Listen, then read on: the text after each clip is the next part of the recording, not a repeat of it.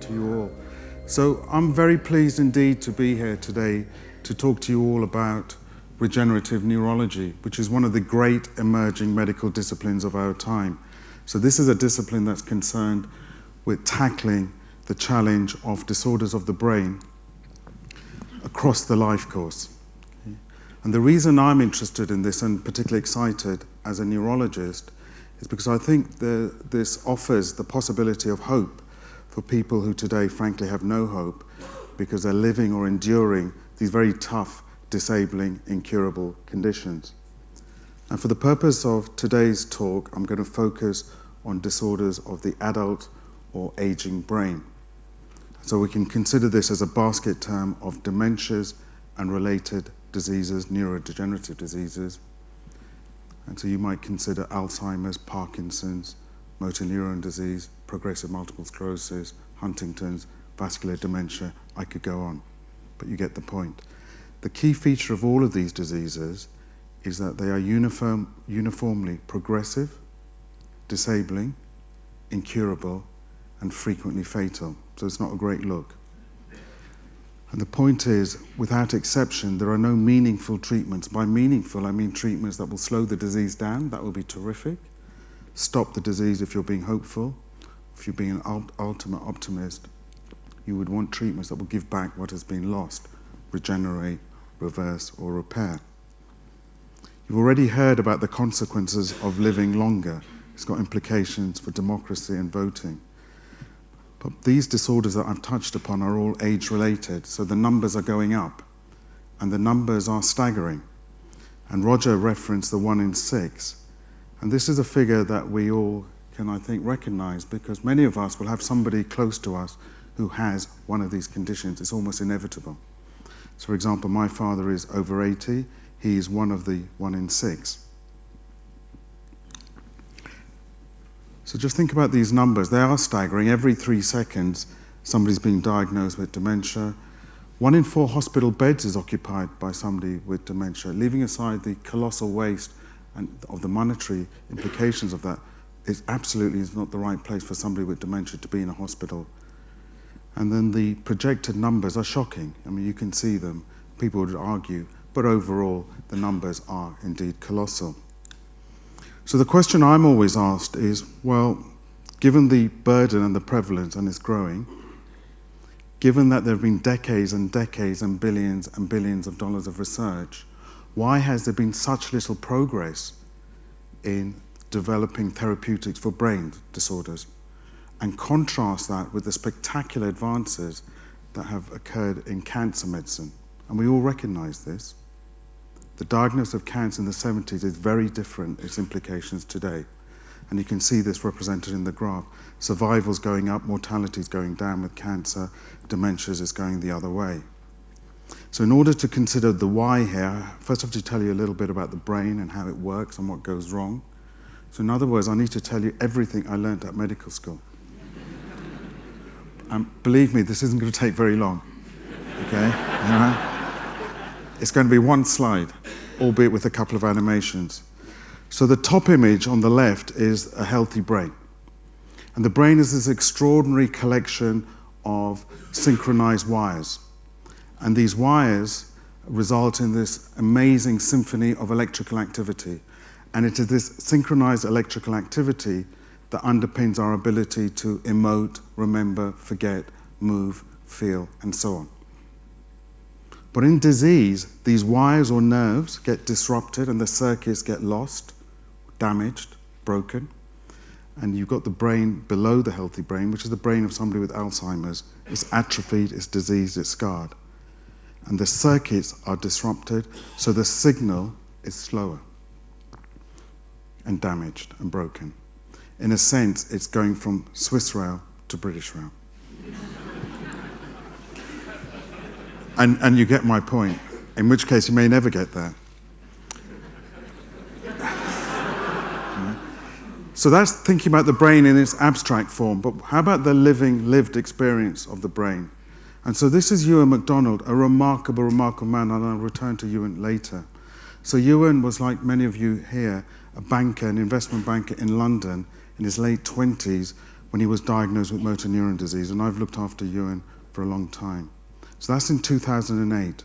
You can see Ewan in 2015, and thankfully I could put this image up even today, 2019. So Ewan, due to the ravages of motor neurone disease, is completely and utterly paralyzed. He has no voluntary movement other than the control of his eyes. He's dependent on breathing on that external machine with the respirator, ventilator. So that is his lived experience. He's an amazing bloke, and with his father, he's established this philanthropic centre called the Ewan MacDonald Centre. So that's bad enough, but I'm just going to play you two very short video clips or audio clips. The first clip is of this woman who came to see me in the clinic, just humming a few words. Community. 1, 2, 3, 4. It's I who builds community. So that's her. People come to my clinic, it's not a great look. I make a diagnosis, it's all deeply depressing. I should really switch on the Leonard Cohen music and slash my wrists, okay? But I don't, okay? 7 months later, just 7 months later, this is her voice. So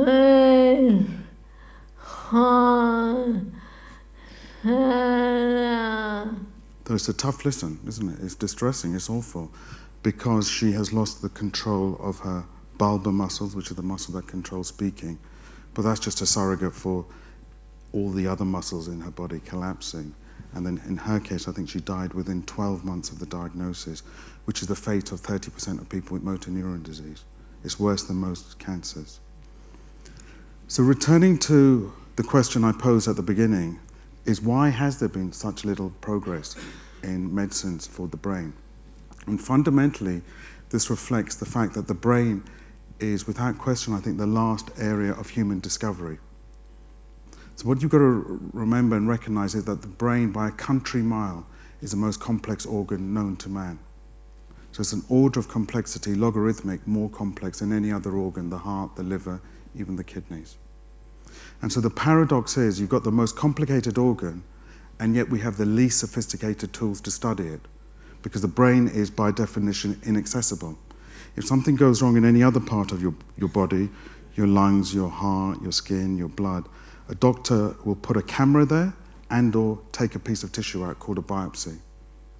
In the brain, the most complicated organ, we can't do any of that. So therefore we have to rely on indirect measures of brain health or brain disease. So that would be called a scan. Now MR scans, which many of you would have had, without question are terrific, but it's not the whole story. Imagine Google Maps today telling me, when I was trying to get here, I'm now near Trafalgar Square. That would be fine, I am near Trafalgar Square, but I need a Google map or an MR scan which will say I'm in this room, I'm holding this clicker and I'm about to point it. We simply don't have any tests or any scans with that degree of resolution. So that's the problem. So therefore, what do researchers do? They resort to animal models of disease. The main model is the rat or the mouse. That is the dominant model through which we learn about the workings of the brain in health and disease. And you don't need to have gone to medical school to realize that's not quite the same thing. And if there is one organ of the rat which has substantial interspecies difference, it is the brain. Okay? Macro, micro, receptors, organization, I could go on. So that's the problem. But just imagine we overcome these hurdles, and despite all these obstacles, we have identified 1 or 2 winning medicines. Well, we now need to run trials. And there's a whole set of other problems there, which I'll come back to. So what do we need? We need much better human models of disease. I mean, this isn't rocket science. It's a statement of the bleeding obvious. And then we also need better ways of running trials, because in the end, everything we do has to have line of sight of patients always. So everything I've told you so far has been rather bleak. I've told you these diseases are terrible, the numbers are rising, there's no treatment, the neurologist is hopeless, he wants to switch on Leonard Cohen. And, and I've also told you, is there a fate worse than British Rail? Okay. But actually, it's not completely pessimistic, and I use this to illustrate this point. So this is somebody with multiple sclerosis. The scan, you can see the 2 arrows point to areas of damage, and in the pathology section next to it, those areas of damage, the arrow points to it, is that white area. So this is what an MS scan might look like. But this is where the hope emerges, because you can see ringed red 2 areas which are pale blue. Can you see that? Those would have once been white. So white is damage, pale blue is repair or regeneration. So this has occurred from stem cells in the brain. So this is a big step change, because when I was at medical school, admittedly last century, we were taught that the brain could not repair itself, but that's not actually correct. It can, and in part is due to stem cells. So these stem cells are these extraordinary cells, that are very simple cells, but they can do 2 things. They can make more of themselves, and given the right cues, they can specialize to become, say, new nerve cells or heart cells. So imagine if you could harness the power of the stem cells to generate stem cells from anybody in this room and make your own nerve cells.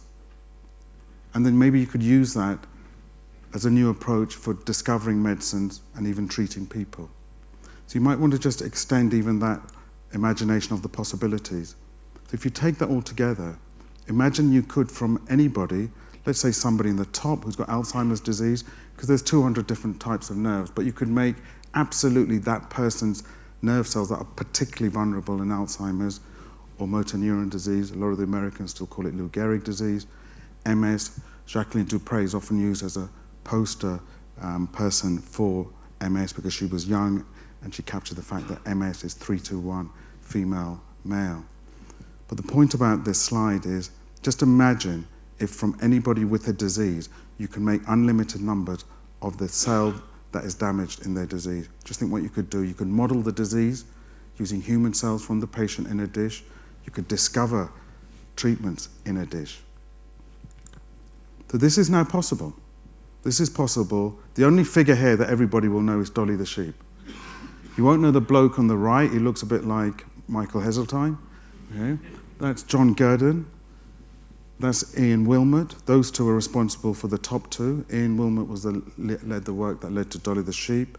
And then the 3rd major figure is Yamanaka, who with John Gurdon got the Nobel Prize in 2012. He did an extraordinary experiment, which is just a brilliant example of scientific cookery, really.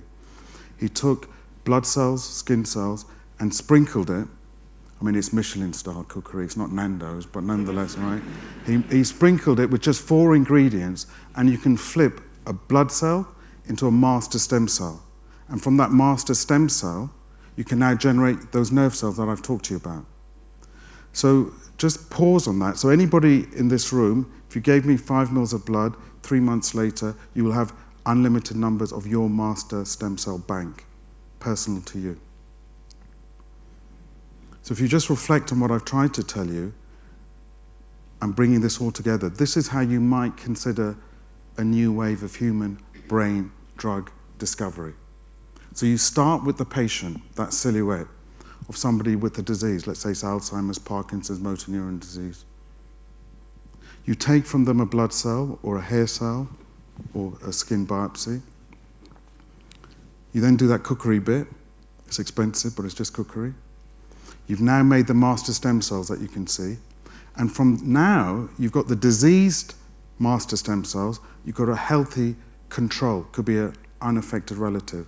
So you can make the nerve cells that are damaged in the patient and compare them to the healthy nerve cells.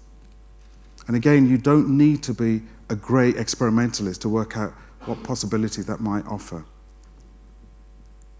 So this is exactly what we did here. So this is taking from a patient with motor neurone disease, doing that cookery stuff, and making motor nerve cells, and engineering, and we're in the building of engineering into those motor nerve cells a fluorescent dye, so you could see it.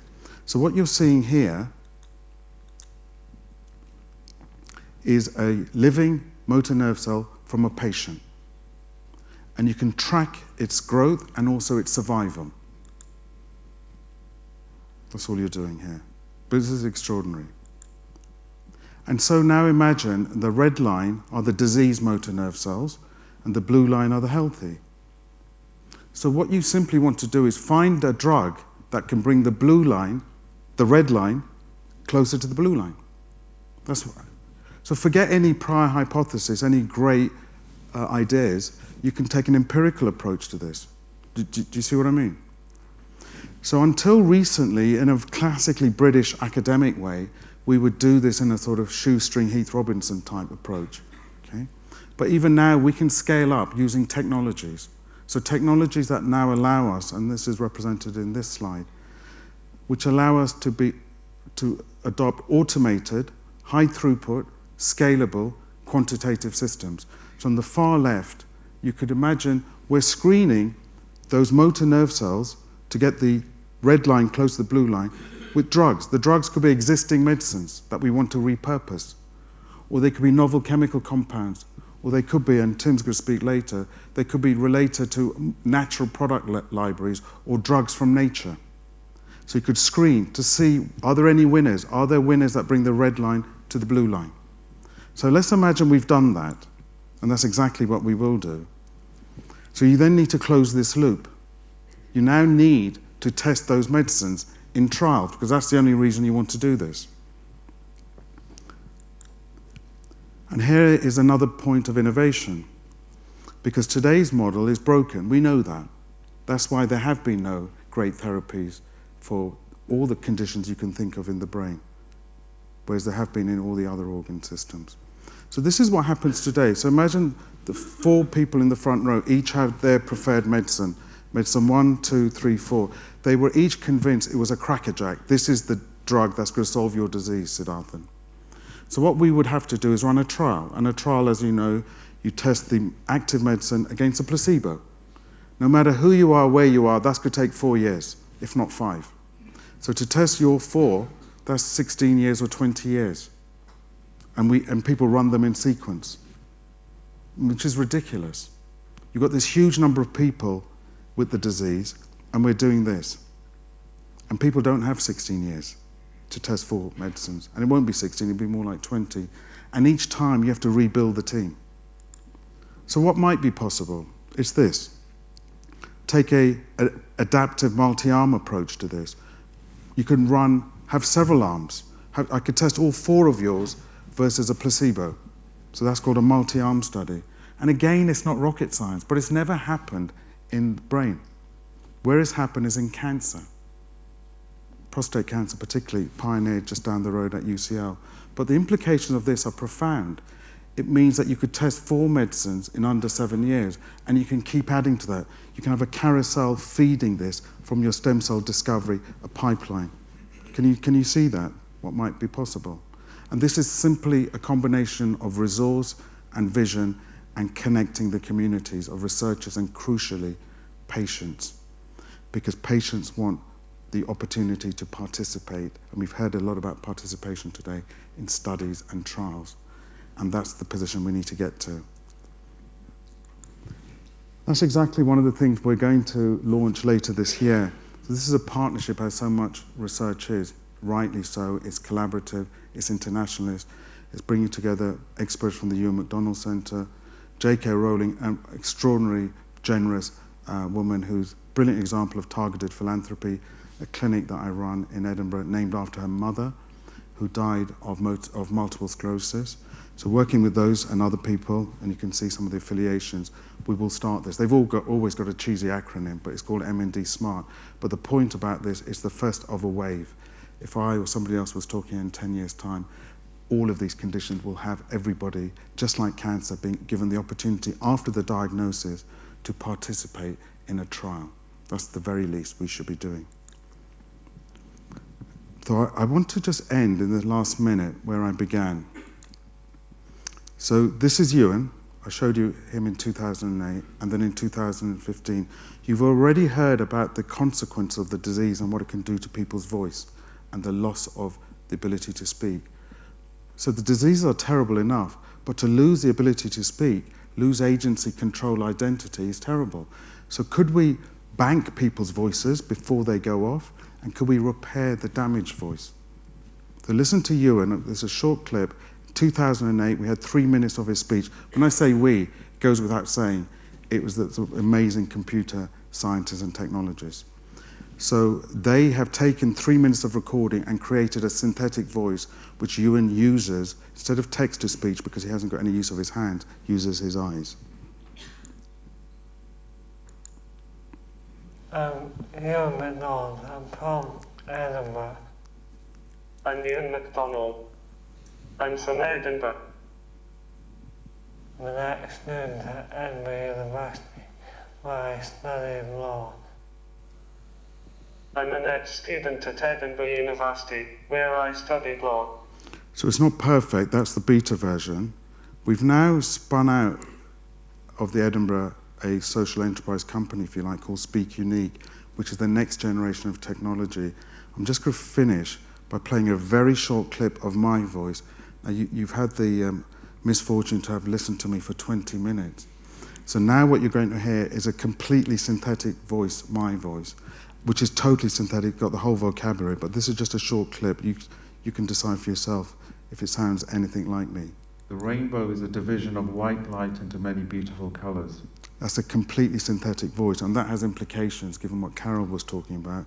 But here, if you could use this to repair the damaged voice for people, that will at least offer them something, because all the other stuff I told you about will take you 10 or 15 years.